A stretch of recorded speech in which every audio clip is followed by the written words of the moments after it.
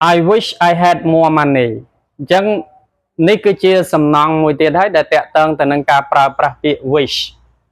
បងប្អូនចំណាំកាលណា wish គេប្រើសម្រាប់និយាយអំពីការសោកស្ដាយដែលហៅថា regret ណាឬក៏ការមិនពិតណាវាមិនអាចទៅរួចចឹងណាវាខុសពីស្ថានភាពនៅក្នុងពេលបច្ចុប្បន្នអាហ្នឹងយើងប្រើ wish បាន I wish I had more money អញ្ចឹងស្ថានភាពបច្ចុប្បន្នហ្នឹងគឺខ្ញុំអត់មានលុយទេណាកាលណាគេនិយាយបែបនេះចុះគេប្រើអាតម្រងហ្នឹងយ៉ាងម៉េចទៅបងប្អូនមើលតម្រងនេះគឺគេប្រើ past simple ក៏ពិតមែនតម្រងអតីតកាលក៏ពិតមែនក៏ប៉ុន្តែគេនិយាយអំពីស្ថានភាពបច្ចុប្បន្នដែលវាផ្ទុយទៅនឹងការពិតនៅក្នុងពេលបច្ចុប្បន្នហ្នឹងខ្ញុំសោកស្ដាយណាស់ដែលខ្ញុំអត់មានលុយច្រើនអញ្ចឹងពេលដែលយើងបកយើងអាចបកថាសោកស្ដាយណាស់ដែលន័យមួយទៀតយើងអាចបកថាខ្ញុំបន់ឲ្យតែខ្ញុំមិនមែនបកចង់ឬក៏ជូនពរទេ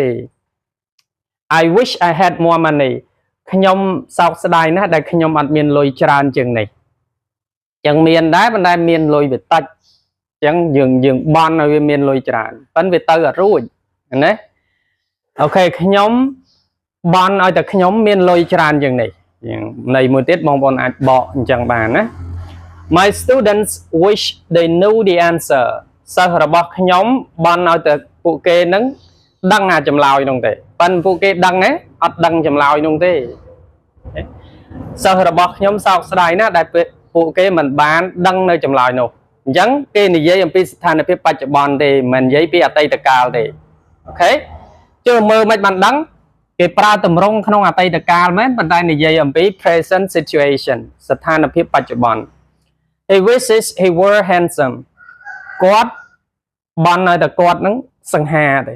ប៉ុន្តែស្ថានភាពជាក់ស្ដែងឥឡូវនេះគាត់សង្ហាអត់ទេអត់សង្ហាទេកាលណាគេនិយាយបែបនេះឃើញទេនេះតម្រងអតីតកាលអញ្ចឹងបងប្អូនខ្លះចូលទៅ comment ថាគ្រូមិនក៏អត់ប្រើ verse មកវិញកាលណាគេនិយាយអំពីការមិនពិត subjunctive verb is used ណាកិរិយាសព្ទ subjunctive ត្រូវប្រើមានន័យថាគេអត់ប្រើ verse ទេគេប្រើ were សួរមូលហេតុអីព្រោះវាជា subjunctive word និយាយ subjunctive verb និយាយពីរឿងមិនពិតអូខេ I wish I had gone to your wedding party ខ្ញុំសោកស្ដាយណាស់ដែលខ្ញុំមិនបានទៅចូលរួមពិធីមង្គលការរបស់អ្នកឃើញទេចាអានេះគេប្រើទម្រង់អីគេ past perfect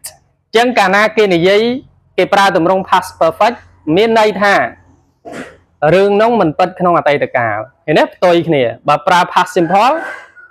រឿងមិនពិតក្នុងពេលបច្ចុប្បន្នបើប្រើ past perfect មានន័យថាគេនិយាយរឿងមិនពិតក្នុងអតីតកាល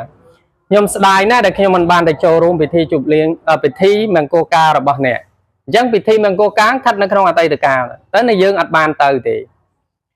She wishes she had done the homework នាងសោកស្ដាយណាស់ដែលនាងមិនបានធ្វើកិច្ចការផ្ទះនោះ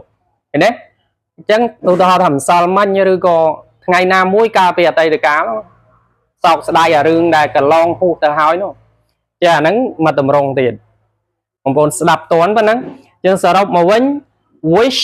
កាលណាខាងក្រោយវាជា past simple និយាយអំពី present situation